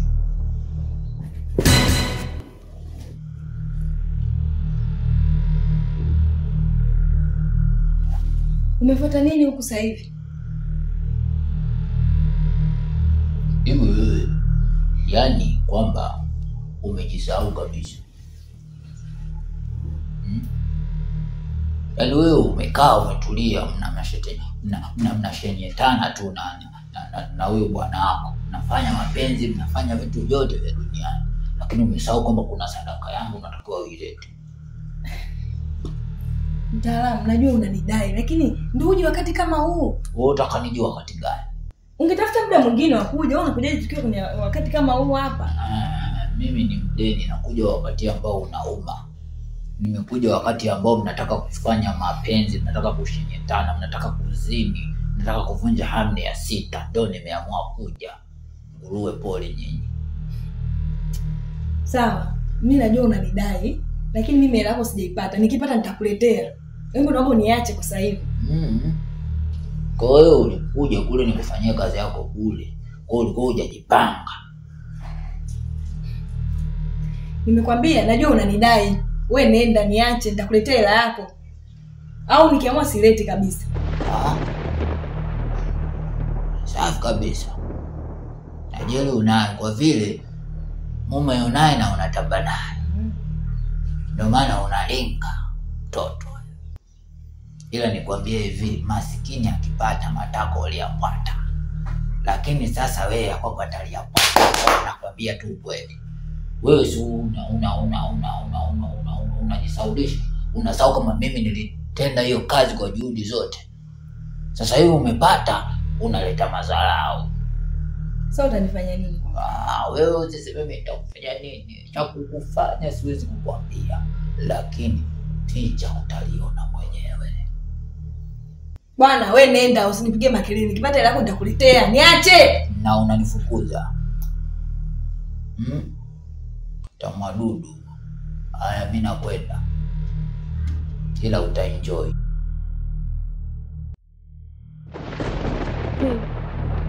Baby. Pole. Umekuwa umechoka sana. Choka sana. Basi. Ngoja nikakuwekea maji uoge. Sawa. Umechoka leo.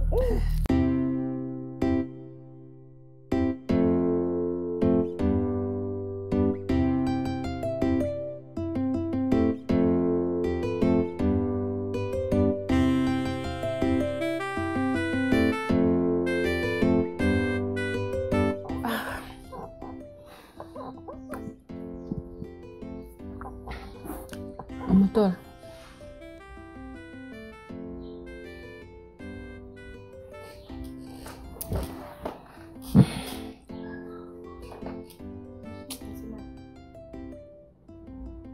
Hivi ni kweli kabisa wewe niliyekuamini nikakwambia uje niombe msamaha kwa Robert. Lakini mambo yanayoendelea sasa hivi sielewelewi. Alafu na wewe unachukulia tu hizi.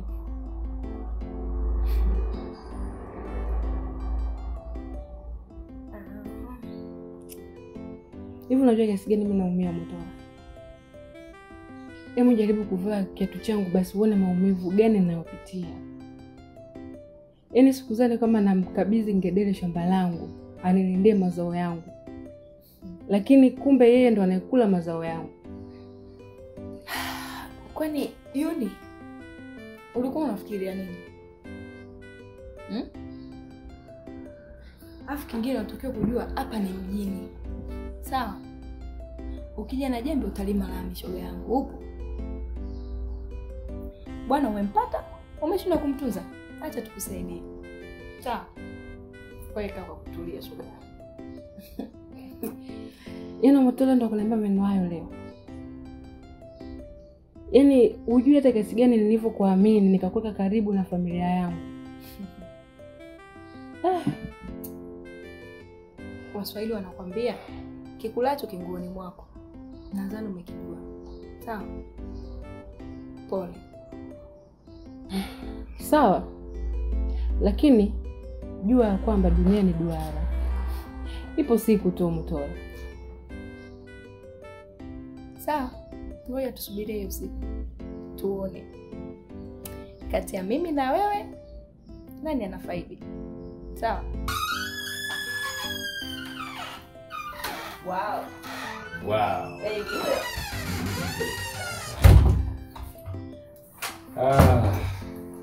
Pole. Asante baby.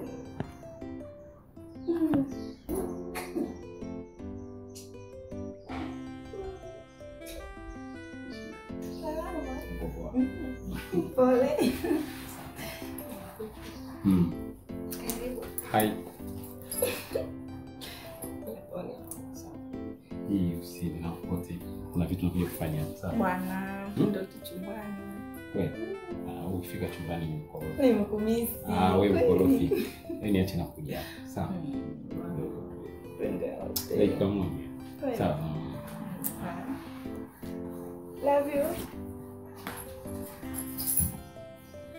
Oh.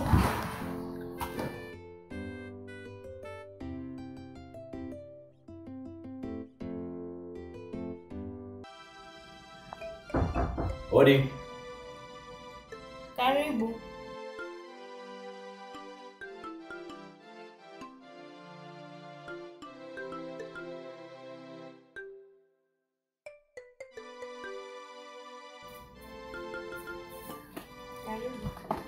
Sasa hivi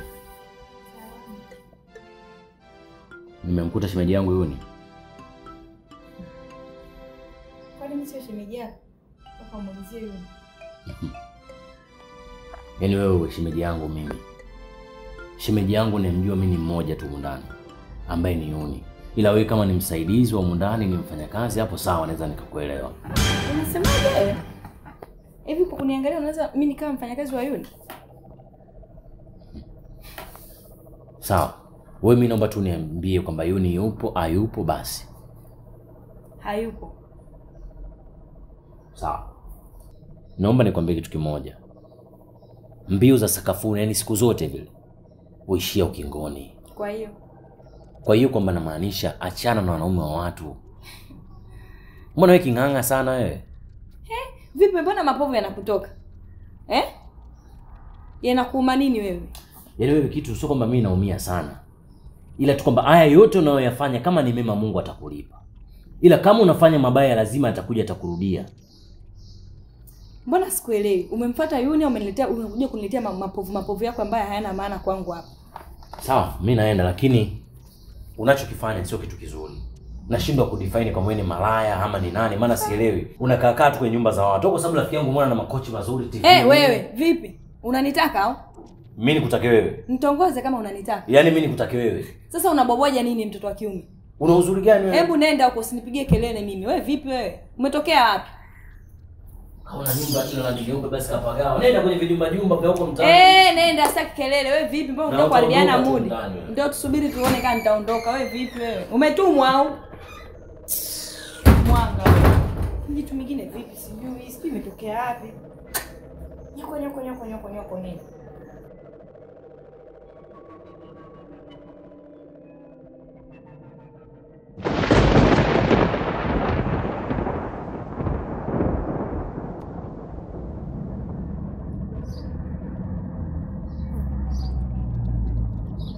Yuni. We Yuni.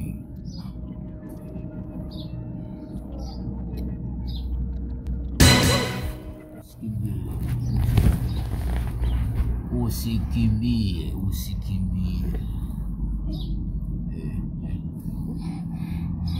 Nisikilize kwa makini. Mimi niko hapo kwa ajili ya kukusaidia.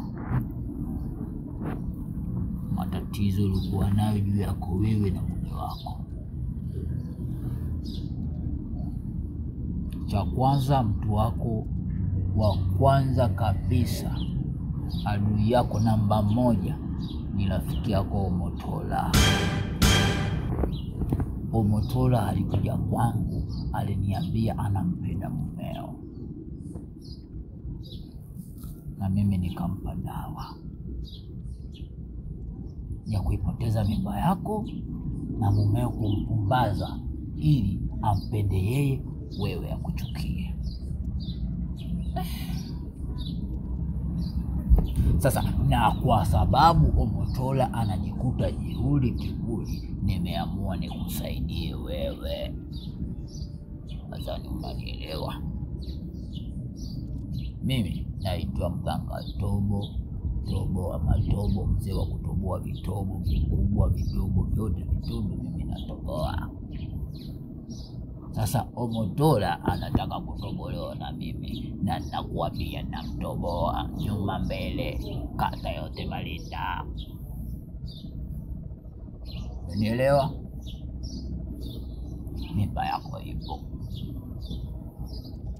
na wala haijapotea, na sasa hivi imeshafika miezi 9. Muda wowote utajifungua.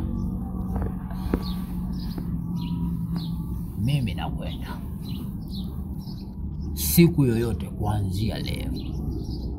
Asubuhi ukiamka kujikuta unaliona tumbo lako kubwa, usishangae, mimba yako itakuwa imerudi. Mimi nakwenda sana.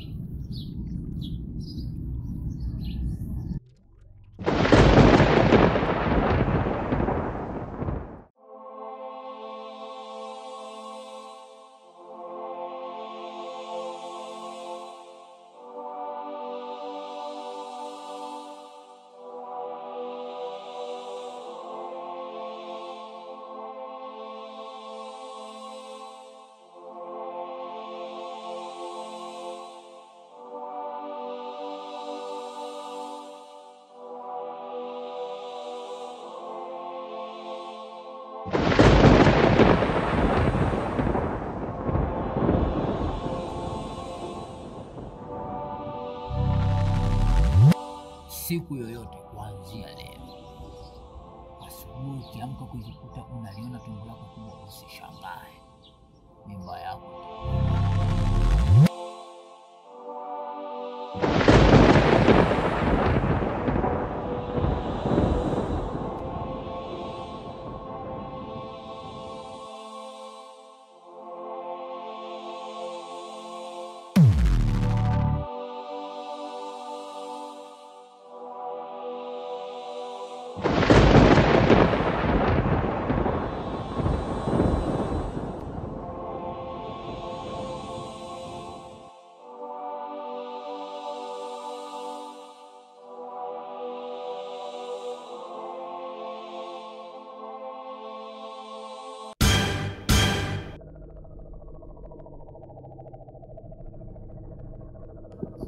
Unashtuana hivyo, ni shida gani?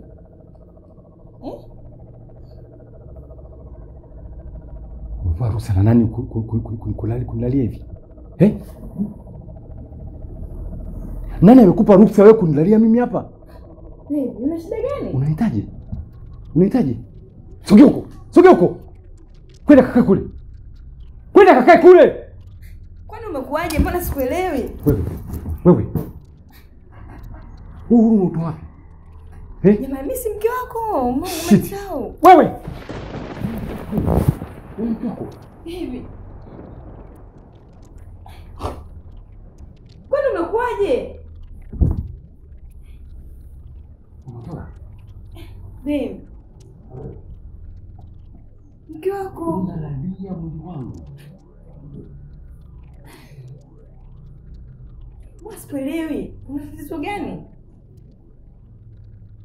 Usije ukarudia tena. Usije ukarudia tena.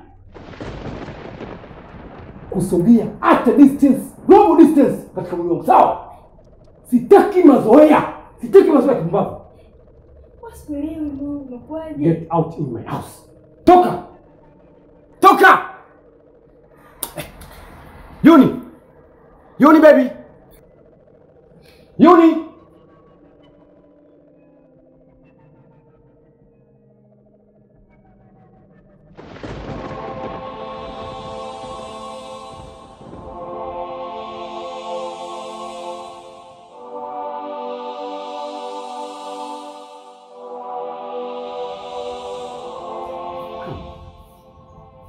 So much.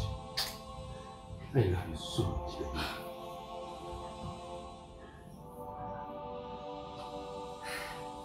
Hii takataka yako.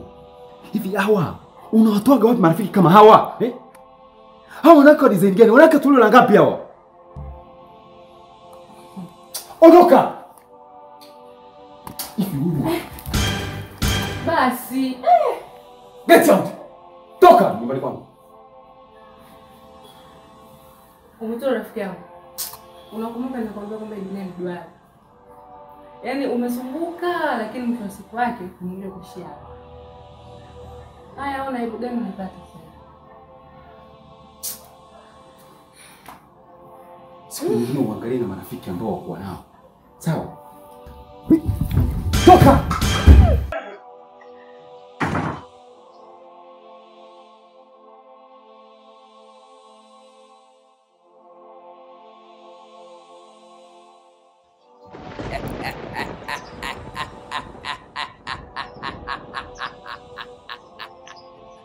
Unaionaje hiyo? Unaionaje? Ni unyama, yaani ni unyama nilokufanyia. Wewe unajikuta jeuri, kiburi. Yaani uchawi ni utengeneze mwenyewe, alafu wewe uniletee mimi jeuri. Unaionaje hiyo? Imekaaje? Ni unyama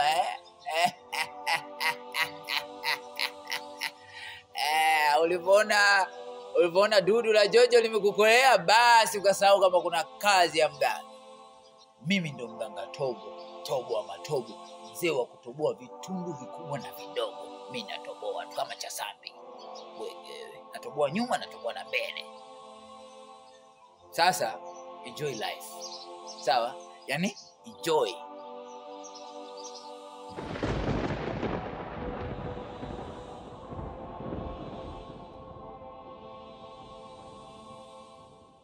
Unajua hao watu mwatoa wapi marafiki kama hao lakini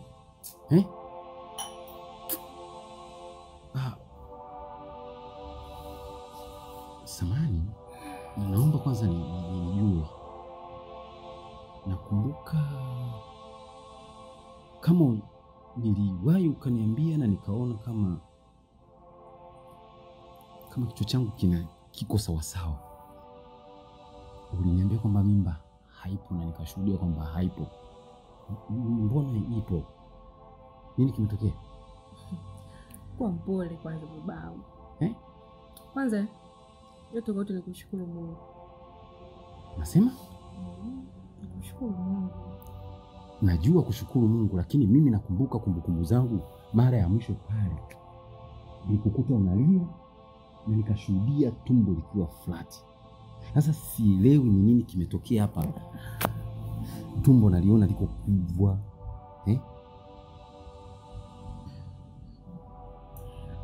Sawa, unakumbuka siku ile umekuta hapo nalia, ukanieleza ngakwambia sijui chochote. Ndio. Na unavyoniona katika hali hii pia, yaani kikubwa ni umotora ndio sababisha. Umotora huyu? Yule rafiki yangu nilikuwa namwamini na mpenda, yaani yeye ndio kanisababishia haya yote.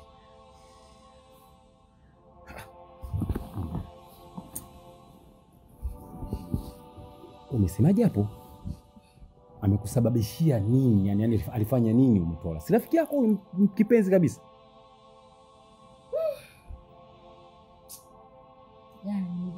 Nimejifunza kutomwamini mtu yani. Ndio ni rafiki yangu, alikuwa rafiki yangu, yani siwezi kuamini kama ndio yeye alikuwa anafanya hayo. Yaani Umotora wa kutumia ushirikina ili kutuvuruga mimi na wewe. Yaani pamoja na haya anayoyafanya hapa, pia alikuwa ni mshirikina. Ndio hivyo, ndio maana nakwambia tushukuru tu Mungu. Mimi ninaomba unisamehe tu, sawa? Nisamehe mpenzi wangu. Ninaomba, mimi ninakupenda sana. Ndio maana umeona hizi vurugu zote. Mimi sipendi sana wewe upewe pressure kwa kipindi hichi. Sawa? Unajua Kamugisha anapokuwa katika saiti yake ndani ya tumbo, mimi ndio faraja yangu iko hapo. Kwa hiyo mimi ambacho nachoomba kukwambia kuanzia sasa hivi uachane kabisa na marafiki. Rafiki yako kuanzia sasa hivi ni Kamugisha. Sawa? Kamugisha na rafiki yako anakuja. Leo nataka nikupeleke ukaogelee. Semaje? Unanitekea mema. Sasa nini? Unajua mimi niliambiwa mtu akiwa na ujauzito mkubwa kama Azami. Sababu anakuwa kanaelea kama mimi. Wewe. Mtu asikuja nimtolee huko. Afi. Wewe.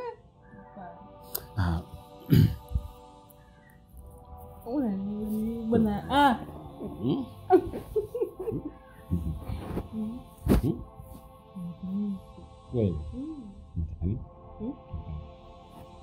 Nataka chocolate. Chocolate. Hivi hii ni nani? Nani? Omi bado yupo? Yupo? Basi baadaye ataenda kukuletea chocolate. Na ile ya kunyunyunya. Unaitwa nini? Volcano. Yuni we. Kabisha watu. Mkomisa. We, usinitishe mimi hapa. Kaa chumbani basi.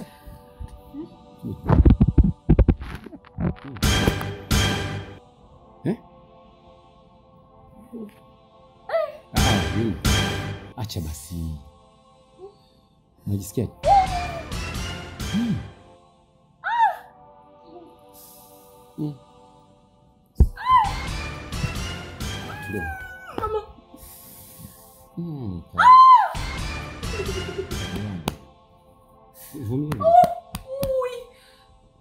Yoni.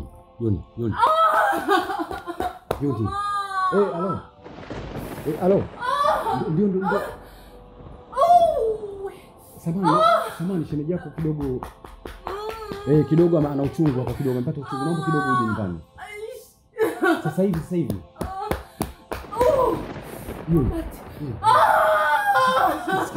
Sikiza. Omi.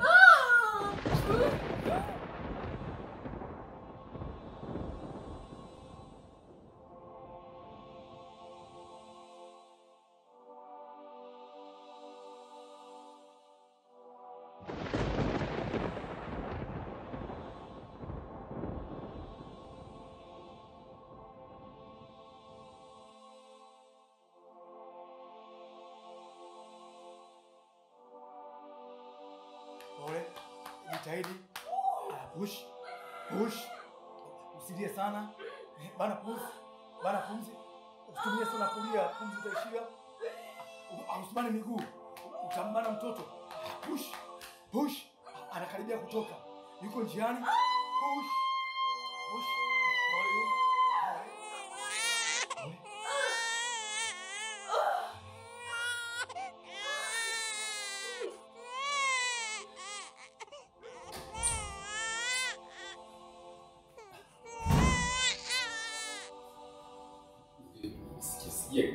Kasauti. Mama ni mazuri.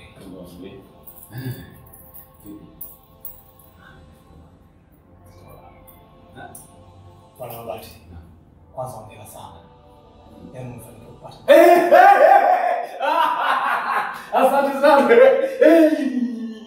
Mungu Yehova ni Baba wa mbinguni. Asante Mungu kamugisha amekuja.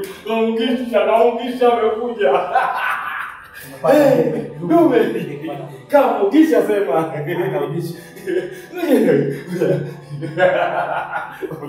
Ndugu yangu kwa mimi. Ayubu. Sasa hivi mimi ni dadi. Baba. Mimi ni baba. Mke wangu ajifungua kidume. Kamugisha kaja. Nitakuja naye. Asante sana. Unafanya sana. Wewe acha baadaye tutakutana. Yaani fulani kuteleza. Leo wewe ni crazy. Sasa unaweza kwenda kuona mtu. Nitakasubiza. Nitakukuta huko. Lakini lipo lile hivi. Alright.